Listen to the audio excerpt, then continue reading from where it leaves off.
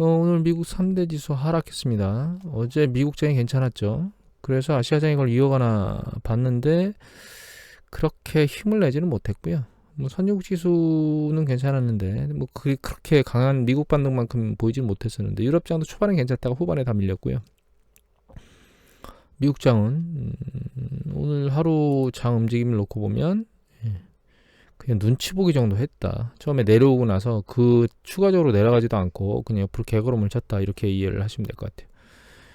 캔들 차트로 보면 나스닥이 보시면 올라온 뒤에 지금 눈치 보기로 어디 방향으로도 움직이지를 않고 있어요. 그러니까 여기서 한번 이 정도 튀었으면 다시 한번 튈 수 있는 가능성이 있었는데 그렇지를 못하고 있죠. 역시 지표가 경제 지표가 심리 지수를 뒤집지 않는 이상은 움직이지 못할 것 같다는 생각이 다시 들고 오늘 다우가 빠진 이유를 이쪽에서 설명하는 건 이거예요. 인베시타급 기사인데 여기 다우가 금요일날 빠졌는데 그리고 주간 빨간색으로 끝났는데 이게 예측치보다 더 잘 나온 주간 실업 때문에 연준에서 계속적으로 이 금리 인상하는데 공격적으로 대담하게 할 것이다 이런 얘기를 하면서 시장이 아래로 내려갔습니다. 경제지표 보면은 일단 고용 부분 보면요 이게 그러니까 비농업 부분 고용 잘 움직이고 있죠. 옆으로 실업률 동일합니다. 전월하고. 그 다음에 ISM 제조업 지수가 나왔는데 제조업 지수가 내려오긴 내려왔는데 그 강도가 그렇게 세게 내려오지는 않고 있는 거죠. 지금 그러니까 물가 압력이 세다고 얘기들을 하고 있는데 실제로 서비스 업종에서 종사하는 사람들은 그게 아주 심각한 타격을 준다라고 하는 그런 패턴의 움직임들은 보이지 않고 있는 거예요. 사실은. 그리고 한 지표 더 보면 이거 평균 시간당 소득이거든요. 평균 시간당 소득인데 평균 시간당 소득이 예전에 있었던 높이 수준 정도보다는 최근 이 높이 수준이 상대적으로 조금 낮아지긴 했지만 그래도 떨어지진 않고 있죠. 그래서 0.3을 계속 유지하고 있는데 그만큼 임금 인상 압력이 매월 일단 존재하고 있다 이렇게 보시면 될 것 같아요. 최근 그 소득 수준 정도 보면 이거 미국의 BLS 데이터거든요. 이거 이제 전체 이 성별하고 전체로 나눠놓은 건데 이 소득 패턴이에요. 중앙소득 주간. 그래서 보시면 추세적으로 계속 올라가고 있습니다. 잘 뛰고 있고 요거는 3개월 임금 변화율이거든요. 그러니까 분기당 임금 변화율이다 이렇게 생각하시면 될 것 같아요.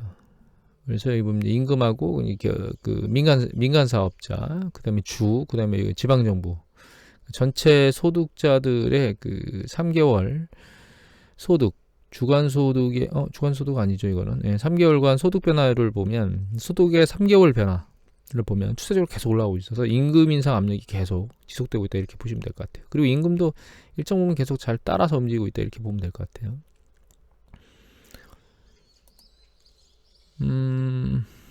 요거 그냥 차트를 뽑아낸 거네. 아까 보셨던 차트 또 다른 겁니다. 그리고 요거는 아까 ISM 제조업 지수를 보면서 그렇게 크게 하락하지는 않았다고 말씀드렸었잖아요. 이 부분을 이걸 보는데 서비스업 지수를 보는데 그거 위에 사실 중요한 지표가 필라델피아에서 나오는 이거 ADS 비즈니스 컨디션 인덱스하고 그 다음에 이제 시카고 연준에서 나오는 CFNAI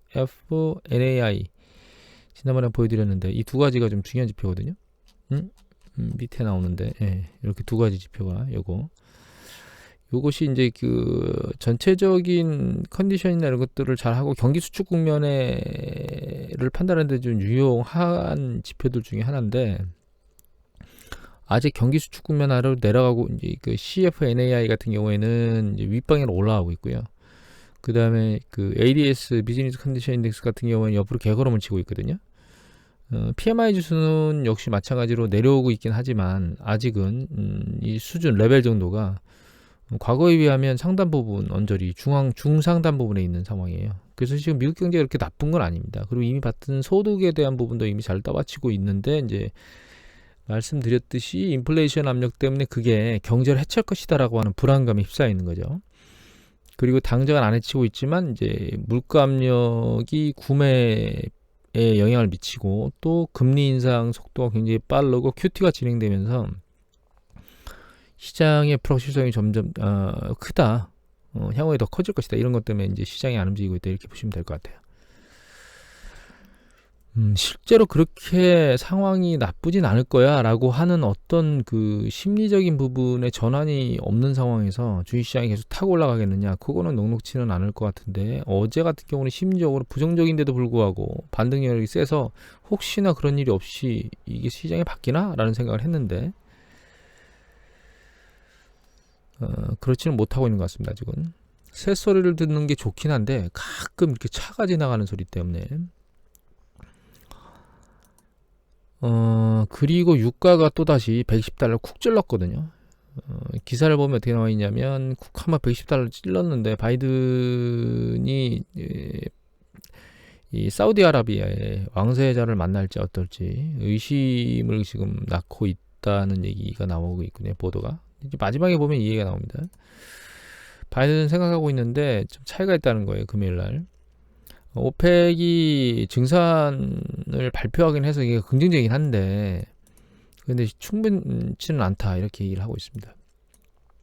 이거 지금 충분치 않다고 하는 게, 그러니까 이거죠. 시장에서 증산을 하고 있긴 하지만 아직 그 러시아의 금수 조치에 대한 부분, 그 부분을 커버할 수 있는 수준의 그 석유를 증산하지는 않고 있다, 이렇게 얘기를 하고 있는 거죠. 근데 이거는 확실한 것 같아요. 왜냐하면 여기 KBS 보도거든요. 우수영 기자께서 6월 3일 올리신 건데, 산유국도 기름이 공황이지랍니다. 오펙 플러스 추가 증산에도 불구하고. 향후에 이제 추가 증산하면 좀 상황을 봐야 되겠지만, 여기 굉장히 웃긴데요. 아랍에미리트, UAE죠. 이 아랍에미리트 석유를 생산하는 국가거든요. 산유국인데 올 초 비교해서 50% 넘게 올랐답니다. 와, 이거 우리나라보다 더 많이 오른 거 아닌가요, 여기? 여기 밑에 보시면 저기 두바이 시민입니다. 정말 화가 난다. 이번 달 너무하다. 지난달보다 2배 가까이 올랐답니다. 기름값이. 이런 데도 기름을 안 뽑아야 된다고요? 여기 보시면 6개월 만에 56% 올랐는데 리터당 우리 돈으로 1360원이랍니다. 저 이거 보고 황당했는데, 석유를 뽑아내는 국가인데 리터당 1360원을 주고 타고 다닌다고요? 이야, 정말 황당하다, 이런 생각이 들었습니다. 개인적으로. 이것까지는 아니라고 봤거든요. 이 정도 되는데 석유를 안 뽑아낸다고?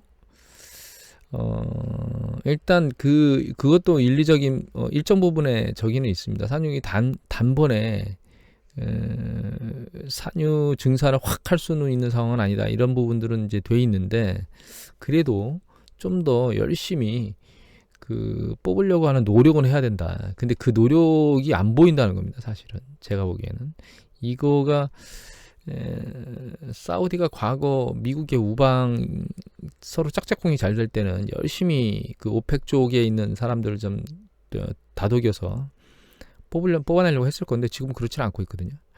근데 사실 이 유가가 올라가는 거는 사우디아라비아나 혹은 석유 산유국한테도 그렇게 좋은 건 아니에요. 경기 수축이 실제로 발생하게 되면 유가가 또 떨어질 거거든요. 그래서 적정 수준을 유지하는 게 좋은데, 그 타이밍을 좀 잘 맞춰야 되는 게 아닌가, 이런 생각을 하고 있습니다. 마지막으로 오늘은 좀 짧게 볼 건데, 산업활동 동향, 우리나라 그 산업활동 동향이 나왔거든요. 이거는 이제 저희가 지금 6월 초지만 통계 자료가 4월 말까지 완성된 거기 때문에 4월 말 데이터라고 보시면 됩니다. 이것도 확정치는 아니고 잠정치라고 보시면 되는데, 전부 다를 통틀어서 보면 아주 종합적으로 아주 단순하게 보면 이렇게 보시면 됩니다. 전체 산업 생산이 있는데요. 여기 보시면 전월 대비거든요. 이건 직전월. 직전월 대비를 놓고 보면 빠졌어요. 전월 대비. 보면 서비스업하고 건설업만 살짝 늘었고, 제조업 쪽하고 정부에서 하는 공공인 쪽에서는 빠졌죠. 그러면 이거는 이제 아랫방으로 내려가는 거냐, 그렇게 이해하시면 안 되고, 여기 보면 전년 동월 대비가 있습니다. 여기 전년 동월 대비를 보면 전체 다 올랐고 건설업만 빠졌죠. 그러니까 직전월에는 빠진 사람이 많은데, 제조업, 광업, 광공업 같은 경우는 다 빠졌는데, 전년 동월 대비를 놓고 보면 건설업 부분만 빠진 거예요. 그러니까 이건 무슨 얘기냐면, 추세는 깨지지 않았는데 추세 강도는 떨어졌다, 이렇게 이해를 하시면 됩니다. 그래서 여기 보시면 이제 그 원계열이 나오고, 여기는 이제 계절 조정이 나오잖아요. 작년 4월 달에 보면, 이게 작년 4월이거든요. 작년 4월에 보면 이 생산지수가 111.1이고 올 4월은 116.4니까 올랐죠. 작년 대비. 여기도 마찬가지로 여기 보면 111, 116.1이라고 나오잖아요. 이것도 역시 올랐잖아요. 그러니까 결과적으로 추세적으로는 지금 산업 생산이 계속 늘어나고 있는데 강도가 줄어들었다 이렇게 이해를 하시면 됩니다. 그리고 전년 동기 대비, 그러니까 여기 보면 전월 대비도 1.4 올랐고, 그 다음에 전년 동기 대비는 5.1 올라서 상당히 많이 올랐죠. 그러니까 서비스 업종이 이제 다시 살아나고 있다는 겁니다. 겨울에 오미크론 난리를 치면서 살아나고 있는데, 서비스업이 우리나라 내수의 그 기둥으로 지금 작동을 해야 되는 상황이다 이렇게 이해를 하시면 될 것 같아요. 이미 말씀드렸던 제조업 부분 같은 경우에는 우리 그 재난지원금이나 이런 것들 지원해 주면서 사실 구매를 일정 부분 다 했잖아요.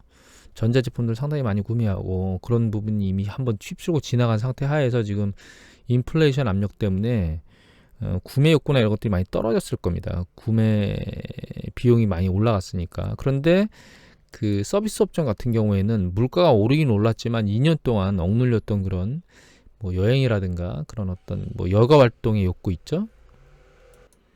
이른 아침에 출근하는 오토바이 소리 때문에 잠깐 끊었었습니다.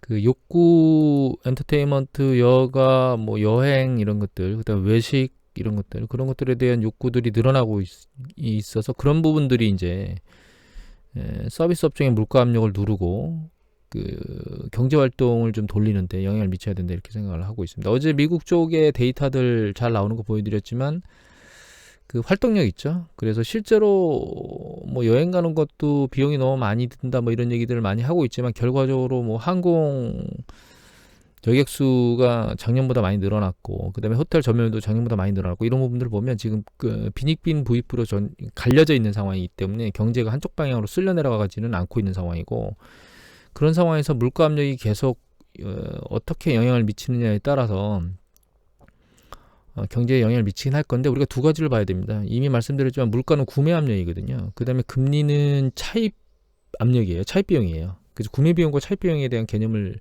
구분해서 봐야 되는데 일단 구매 비용이 계속 올라가지 않으면 일정 부분 이제 옆으로 횡보를 하게 되면 그건 사람이 무뎌지게 됩니다. 시간이 지나면.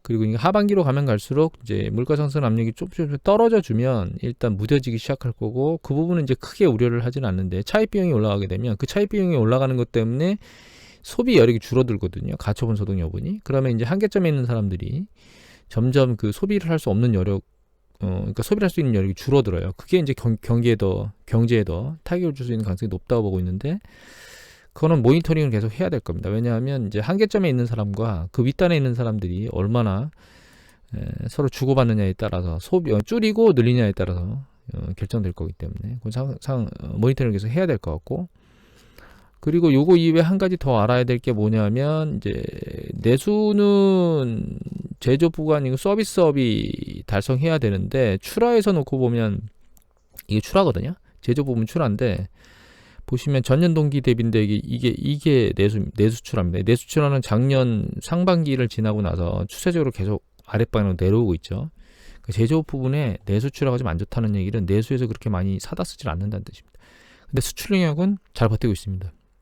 그래서 지금은 두 가지 동력으로 움직여야 된다는 거죠. 수출 부분하고 서비스 업종 부분 두 가지가 아직은 잘 버티고 있고 요것으로 경제를 돌려야 된다 이렇게 이해를 하시면 될 것 같아요.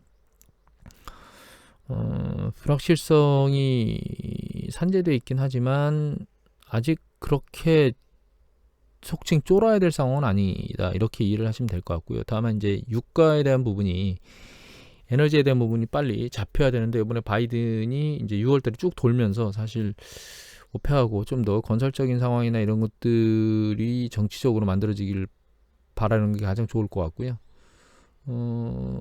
그 다음에 이제 이미 계속 누차 말씀드리지만 전 세계 서비스 업종 관련된 지표들이 5월, 6월, 7월 달에 잘 나와야 됩니다. 그런 것들이 잘 나옴으로써 시장의 심리적 지표가 바뀌고 심리가 바뀌는 형태를 취할 수 있을 것 같아요. 다만 하반기로 가면 갈수록 금리 인상 속도가 빨라져서 차입 비용에 대한 부담이 늘어나고 그 다음에 QT의 진행이 계속될 거기 때문에 주식시장이 그렇게 긍정적이진 않을 거라고 생각하고 있습니다. 그래서 상승장이 만들어진다 하더라도 긴 추세의 상승장이 만들어질 거라고 하는 거는 당장은 확정할 수 없고요. 계속 모니터링을 하면서 봐야 될 것 같고 그렇게 길지는 않을 것 같습니다. 만들어진다 하더라도. 오늘 이것으로 마치도록 하겠습니다.